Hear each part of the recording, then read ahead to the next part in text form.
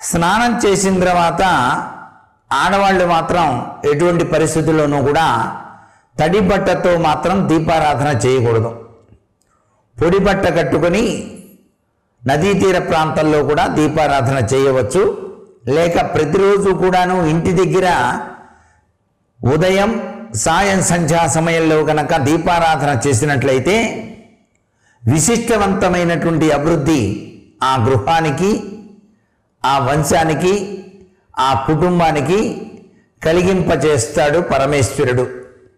స్త్రీలు తులసి కోట వద్ద సాయం సంధ్యా సమయంలో విష్ణుమూర్తికి ప్రీతికరమైనటువంటి ఆ శంకు చక్ర ముగ్గు వేసి మధ్యలో ప్రమిదలో నూనె పోసి ఒత్తివేసి దీపాన్ని గనక వెలిగించినట్లయితే విష్ణు ప్రియ